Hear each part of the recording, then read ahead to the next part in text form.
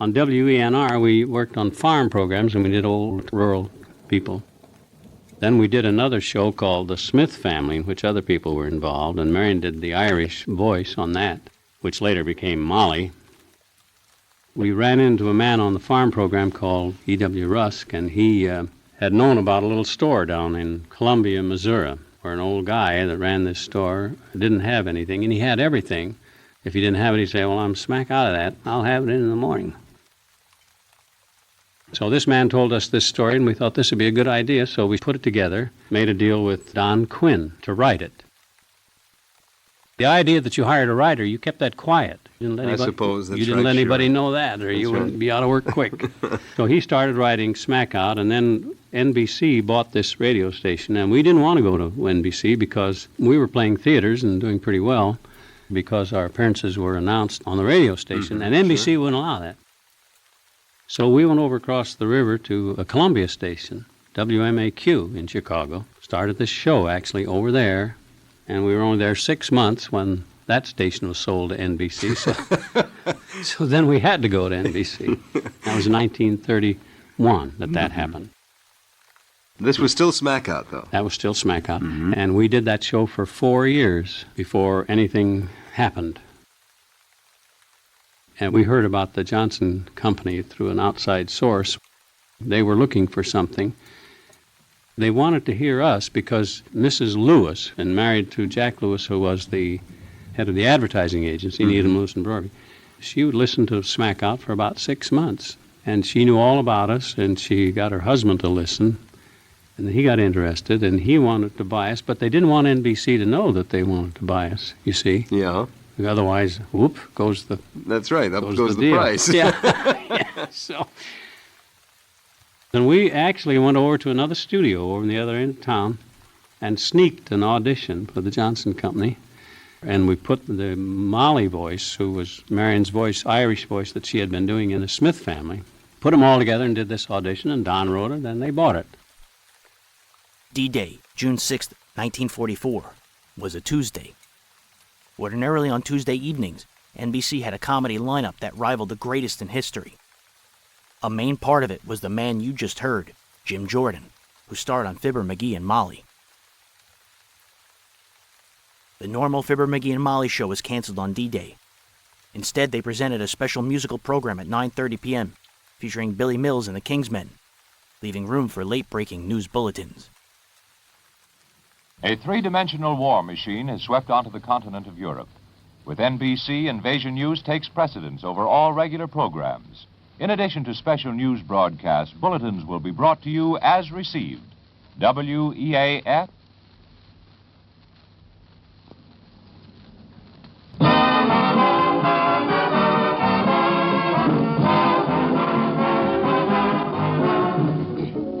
Ladies and gentlemen, Molly and I and our sponsor would like to say that we're mighty proud to be associated with the radio industry, which at this moment is fulfilling its promise of instant communication in time of world crisis. The next half hour will be devoted to bringing you information immediately as received by NBC's news bureaus.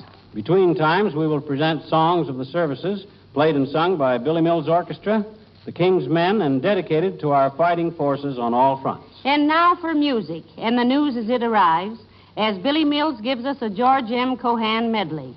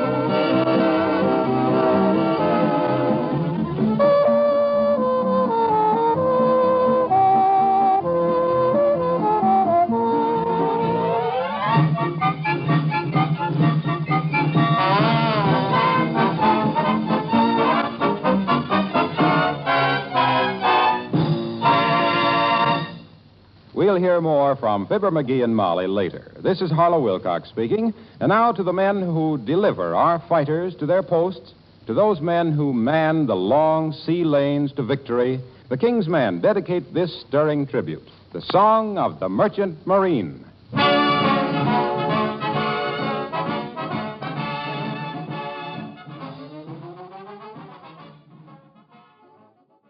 Opposite CBS presented the first in a new series, The Doctor Fights, starring Raymond Massey, in a new portrait each week of a doctor on some far-flung battlefield. The purpose of The Doctor Fights was twofold. One, to honor the nation's 180,000 doctors, one-third of whom were in theaters of battle. And two, to acquaint the public with penicillin.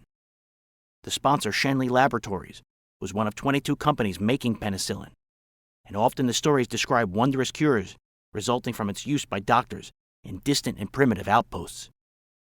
Many listeners at that time had never heard of the drug.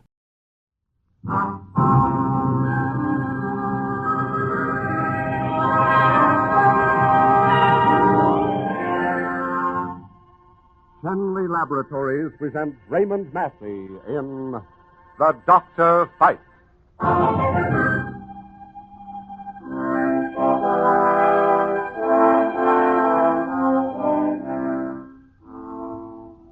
Here is a doctor. That is to say, here is an enemy of pain. Here is an instrument of mercy. Here are gentle, learned, courageous hands. Here is a mind tempered in the cold flame of science. Here is a spirit disciplined to sacrifice. Here is a free man capable of victory in the valley of the shadow of death. Here is a doctor at war.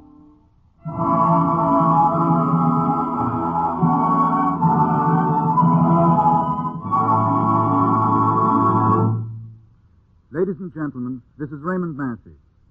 Tonight, Schenley Laboratories start a new program dedicated to doctors at war. But tonight is the night of D-Day, and our program will most certainly be interrupted for any news whatever of the progress of the battle. First, we want you to know that all of us will welcome such an interruption. Like you who are listening, there isn't one of us here in the studio who isn't represented tonight over there in France. Today was it. Today was the start of the showdown. You, our leaders, who so long and painstakingly planned for this day, you have our gratitude and devotion. You who built the planes, the ships, the weapons of liberation. You who built the men, you will soon know how well you have built. You men of medicine who go into battle with our soldiers, our humble thanks go with you. Today was the day when our sons went forth to battle, raised by us, trained by us, fed, clothed, equipped by us, all of us. There isn't one of you, or of us here in the studio, whose thoughts and prayers are not tonight concentrated on our sons, our fathers, our husbands, brothers, friends, now in battle for our very existence, for the liberation of the world. Thank you, Mr. Massey. Here, during the weeks ahead, we will meet many doctors. This is the first of a new series of programs dedicated to doctors. Doctors at War. Each program will tell the story of a different physician in action, some at the front, some at home. Each story will be based on factual material, but in deference to the doctors themselves, names and places have been changed. Schenley Laboratories, makers of penicillin Schenley, present these programs as testimony to the services of the American physicians. Today, penicillin is available to your doctor through the cooperation of 22 great industrial organizations, including the Schenley Laboratories, which are making in the United States more penicillin than is available in all the rest of the world. Tonight's story, the first in this series presented by Schenley Laboratories, is titled Class of 38. Our narrator, Raymond Massey.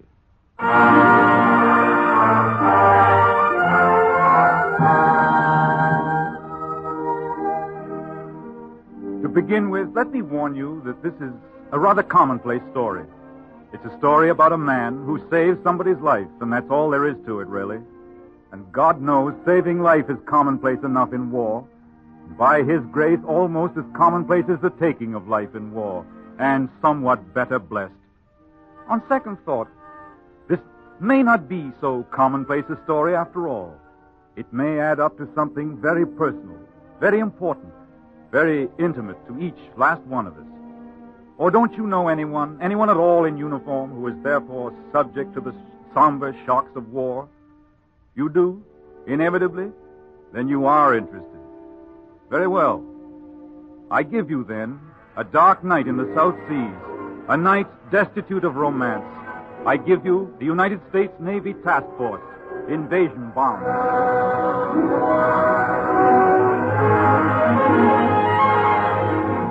Target at 112 through, 28,400 yards ahead. On the boat deck of the Dart transport, Dr. Robert H. Roback, Medical Corps, United States Navy Reserve. The doctor is nervous. Why not? Even the seasoned, battle-tried Marines all about the ship are restless. Dr. Roback leans over the rail, gazing at the faintly phosphorescent water gliding past the ship, unaware of his senior officer suddenly at his elbow. Good evening, Dr. Roback. Huh? Oh, good evening, Dr. Rayburn. Matter of fact, it's early morning. Yes, it is. Nervous? Oh, I feel the way I did when I took my state medical board examinations at Columbus. Oh, Ohio State man. Western Reserve University. Oh, yes, I know the school. Cleveland. Class of 38. Seems to me that's where Professor Dayton Miller experimented, isn't it? Oh, no, Doctor. That's Case School of Applied Science right across the fence from Reserve. Oh, of course. Ancient college rivalry and all that, no doubt. No doubt. I played football before I entered medical school. Great days. No war. Nothing to worry about but grades, exams, girls, and beat Case. Beat Case and go to heaven.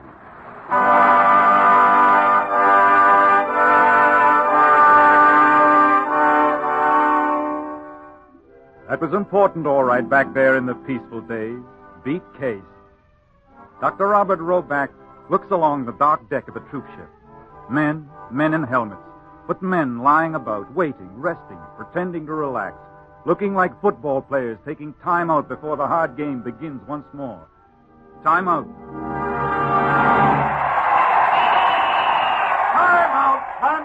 I'm out. Water boy. What a boy.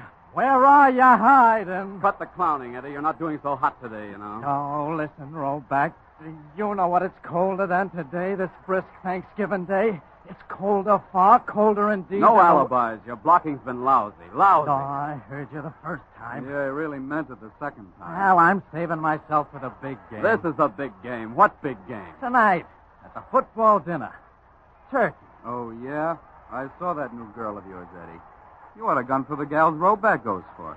Strictly from Shaker Heights. I see you're looking for a bruise, Joseph. The way I hear it, Roback's got some gal who's going to set him up in a shiny office the minute he staggers out of medical school. Comes 1967. One more remark out of you, fat brains, and I'll haul off it. I'm in, Roback.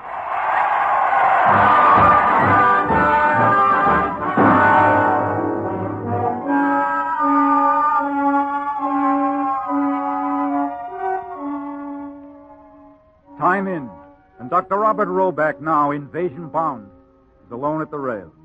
The Marines grow more restive as the light begins to break. They clean their guns, oil them, even oil the bullets. They say the Japs need oil. Maybe I'm a traitor, huh? Maybe treason's slipping them oil like this, huh? Time in. Gray streaks of dawn off the starboard bow. The Marines assemble quietly in landing units all over the ship. Morning has come over the edge of this improbable, this terrible world of ocean and envenomed islands. And on the horizon...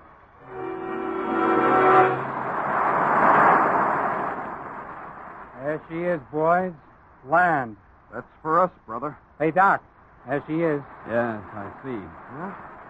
Guess this is it. A cigarette, Doc? Oh, thanks, Corporal. I'd like one very much. Oh, gee. I was asking you. Oh. Sorry, Doc. I'm fresh out. Oh, that's all right. Forget it. My wife sends me an extra carton now and then, but with these here tobacco lights in this outfit, a cigarette ain't safe. Are many Marines married? This one is. Children? I'd like to show you a tooth that my kid sent me for good luck. A tooth? Yeah, kind of a charm. He's 6.5 and tough as... Where is it now? His own tooth? Are you kidding? Don't build no morale sending your own tooth to your old man. It's some other little lug's fang. You don't know much about kids, I see. You'll find out. I hope so. What's that? A destroyer's opening fire, that's all. Just a well-known U.S. fleet going to work. Won't be long now. I guess this isn't like the old college fight, huh, Doc? Not much. Baptism of fire for you, like they say, huh? Yes, my first action. Uh-huh. Kind of like graduation. Joe Zilch faces life, you know? Well, a little different, Corporal. A little different.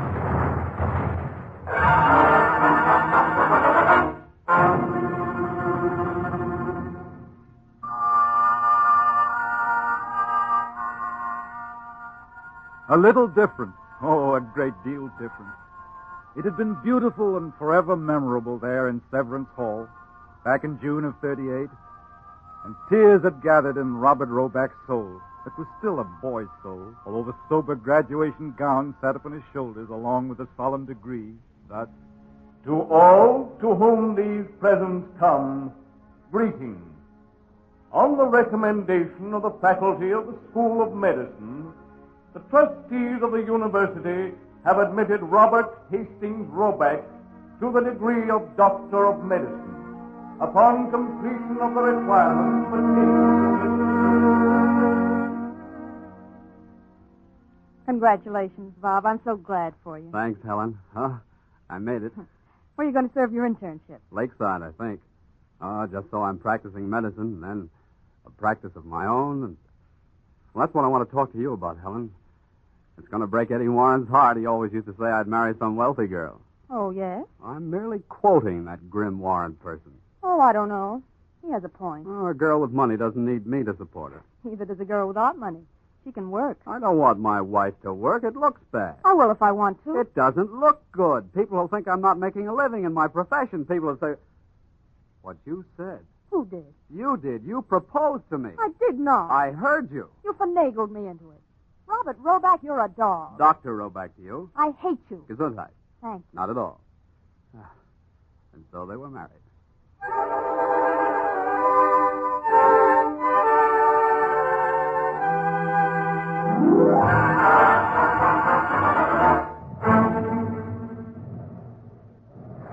Attention, men. Synchronize your watches. Synchronize your watches.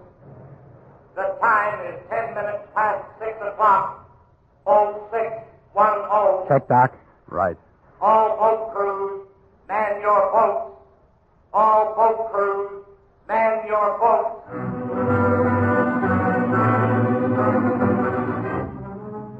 Dr. Robert H. Roback, class of '38, moistens his lips. Odd that his lips should be so dry, his palms so moist. He wets his lips, dries his palms.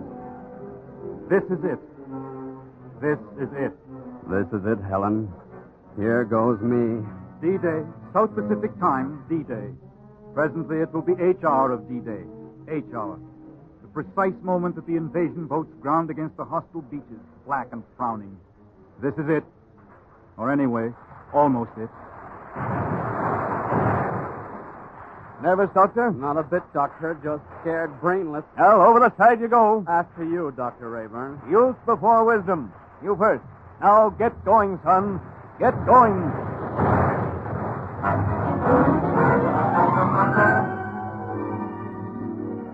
Quote, get going, son. Get going.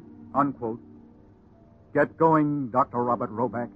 You did it before, as the saying is, and you can do it again. Get going. Remember? It was a Sunday afternoon and you were going over your accounts while your wife, Helen, sitting before the fire, worked on a set of spring draperies for your office. Well, Helen, I'm really getting going now. Looks like people are beginning to think the young doc knows his therapeutics and pharmacology. Oh, I'm glad, Bob. I do so like to eat. Oh, I'm more than satisfied. It's fine. I don't want to get rich, just get started. Get started and keep going. Practice medicine the best way I know how until the day I die. Until the day you die, Dr. Roback. And at the precise moment of this, your happy reckoning, another reckoning is taking place at Pearl Harbor in the Pacific.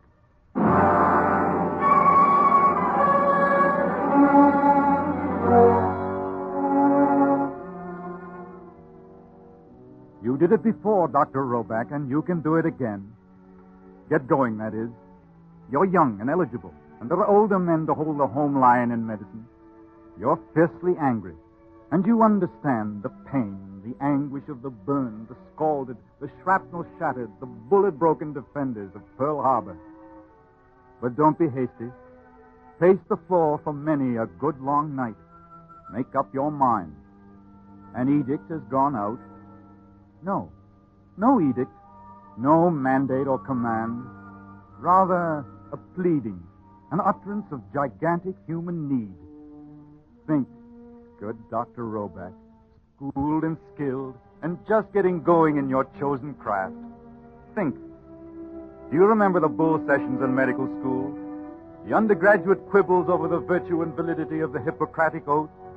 Remember? All right. I swear by Apollo the physician, etc., etc., etc. So it's very good. Apollo the physician and all the gods and goddesses. And right there is where I quarrel with the Hippocratic Oath. The principles of the oath are correct and unchanging in my very tiny opinion, but why should we swear by them according to pagan gods and goddesses? This is a Christian civilization, isn't it? You win. But what's the alternative? Gotta be an alternative. For my money, give me the oath and prayer of Maimonides. Do you remember, young Dr. Roback, the oath, the prayer of Maimonides, who testified to only one God? In the dead of night, in the midst of war, does the prayer commend itself to you again? Remember, the eternal providence has appointed me to watch over the life and death of all thy creatures. Take it, Doctor. May the love for my art inspire me at all times. May I always see in the patient a fellow creature in pain. Grant me strength and opportunity always to extend the domain of my craft. For knowledge is immense, and the spirit of man can extend infinitely to enrich itself daily with new sacrifice and duty. O God, thou hast appointed me to watch over the life and over the death of thy creatures. Here am I, ready for my vocation.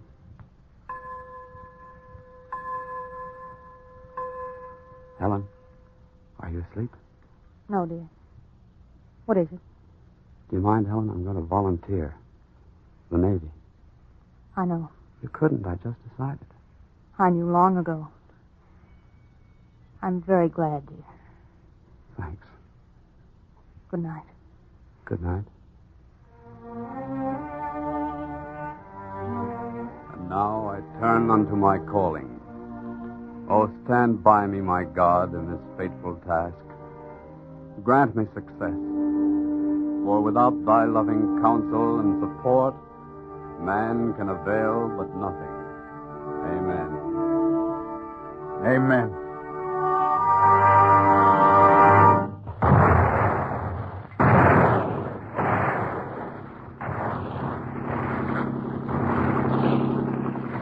Better keep down on the boat, Roback. The Jap Chamber of Commerce may be out in force. After this terrific bombardment... Head down!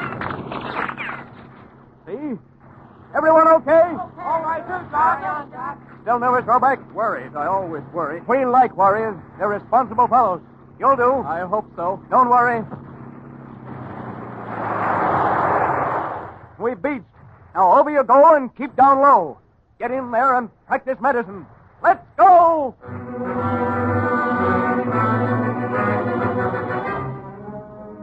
Dr. Robert Roback is over the side, thigh deep in water, plunging forward. Then the sharp, black shelf of the beach and men being hit all around him. The men hit the beach, pressing themselves against the black sand. No time to scoop even a 2-inch hole with their helmets. Just stay down. Make yourself small. No Case or Oberlin or Baldwin Wallace tackle ever smashed Robert Roback so hard and so close to earth as he now flings himself. Then the next assault wave comes up, sweeping the jungle with its own fire. The Marines on the beach rise and crash forward, driving desperately for the cover of the jungle. The last Marines are disappearing into the trees. Dr. Roback runs across the beach, crouching a few paces behind his comrade of the transport deck, Corporal Jeff, the man without the cigarette. Then... Hey! Corporal, are you hit? Sniper! Stay down! I know it. I'm coming for you. No! Sniper! Take cover!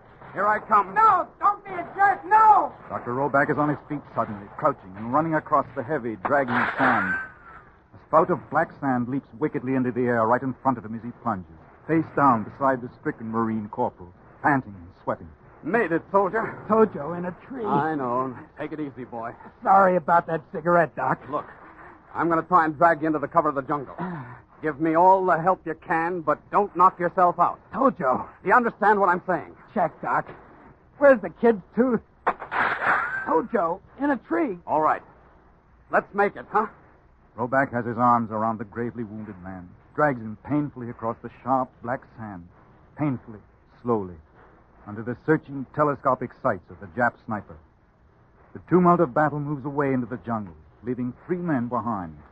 3 men, the doctor, the patient, the killer. Tooth. Lucky tooth. They're in the jungle, doctor and patient. Not safe, only safer. Now, good Dr. Roback, you who sacrificed a future for this man's future, turn you now to thy ancient calling. Physician, heal thy patient. It's all right, buddy. Okay, so far. Oh. Now. Now, surgeon, now is the time for all your learning, all your pity, your humanity. Kneel, surgeon, beside your patient. Practice thine art. Let you think. How does it go again? Syringe, morphine sulfate. Brains, 1/2. Right. Depress plunger until a drop of the solution oozes from the needle, then into muscle. Morphine already administered. Remember, mark forehead with crayon. Let the others know not to duplicate dose. Right. Skin, cold, clammy. Pulse? Racing, thready. Patient apathetic. Classic picture of traumatic shock. The answer? Plasma. Normal human blood plasma. The blood plasma unit is set up. The flask taped securely to the butt of a rifle thrust into the earth. Clamp on. Intravenous needle attached. Clamp off. Watch out for air bubbles and tube. Now. Needle into vein. So. Fine. Regulate flow of plasma with screw clamp. So. The pale golden light drips swiftly through the glass control chamber. The drops coalesce into a steady stream in the tube, through the needle, into the vein. Another sniper has the doctor and his patient in line of fire. Never mind. Stand by. Corporal Jeff may need another unit and yet another, so stand by, doctor. Falter not, physician. You are committed by solemn oath to this, your fellow man. Your life is pledged to him. Your life. Your lifetime. At the end of the first quarter, Western Reserve 7, Case 7. Beat Case and go to heaven.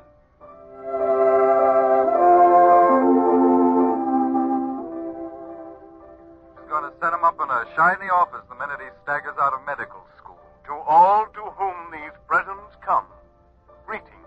Congratulations, Bob. I don't want to get rich. Synchronize your watches. I just want to practice medicine the best I know how until the day I die. Here am I, ready for my vocation, the degree of Doctor of Medicine. Corpsman! You! Yes, sir? Keep down, but get this man out of here. He's had morphine. 1 unit plasma. Got it? Doc, you're hit. Yes. Be careful. Helen, Yes, dear. I'm going to volunteer. The Navy. I know. Good night. Good night.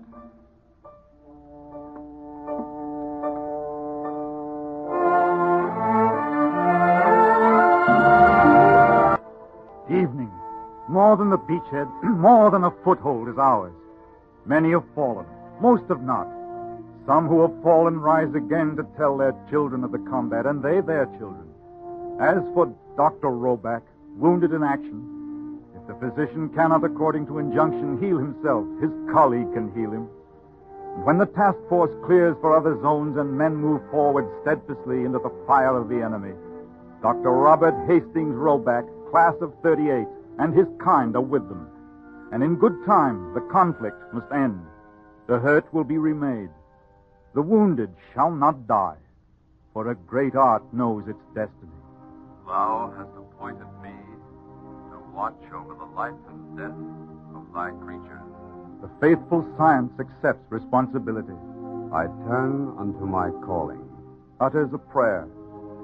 Oh, let me ever behold in the afflicted and the suffering only the human being. Amen. Amen. Amen indeed, young Dr. Roback.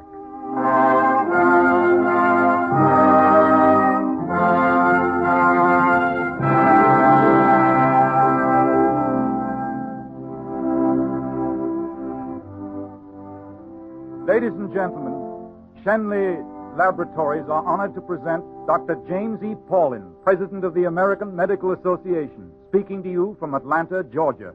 Dr. Paulin. Thank you, Mr. Massey. Permit me to express my deep appreciation to the Shenley Laboratories for making available to the American people this program dedicated to the work of the physician at home and on the battlefield. The maintaining of a constant flow of physicians from our medical schools to supply the armed forces and our civilian population now and after the war is the most serious problem that faces medicine today. With more than 60,000 doctors in the armed forces, and with the Army and Navy taking more than half of the new graduates each year, an alarming situation has developed which in the future may seriously threaten the public health. About 3,600 doctors are entering the armed forces annually. Today there's a deficit each year of 2,200 doctors. The vacancies in the medical ranks caused by death or enforced retirement due to age or illness cannot be filled. The reason for this lies in the difficulty of deferring pre-medical students and in keeping our classes filled with otherwise draft-exempt men or with women. Many doctors who have retired because of age have returned to practice to serve the people in this crisis. As a result, the death rate among doctors over 45 years of age has risen progressively each year simply because of the strain placed upon them by today's constantly multiplying responsibilities. More than ever, the medical profession has been deeply concerned with the problem of supplying better medical service for all the people. Great new discoveries in medicine, like penicillin and the sulfur drugs, blood plasma for shock and for serious wounds, plastic surgery, the repair of nerves, all mean so much to human health and life that every doctor longs to see them made available to any human being in need of them.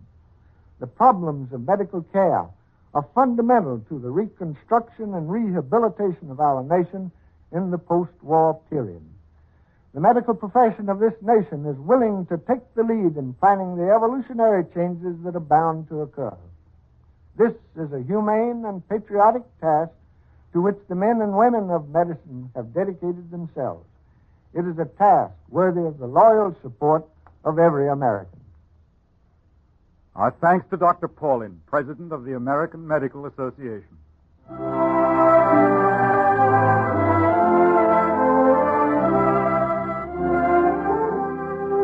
The Doctor Fights is a new series of programs about American doctors in action, at the front and at home. It is presented by Shenley Laboratories, makers of penicillin Shenley, dedicated to the 180,000 doctors of our country, 60,000 of whom are with the armed forces, 120,000 of whom are maintaining the health of all of us at home. The appearance of Dr. Paulin on this program does not constitute an endorsement of any sort. Next week, over these same stations at the same time, Shenley Laboratories will present Raymond Massey in the second of the series, The Doctor Fights.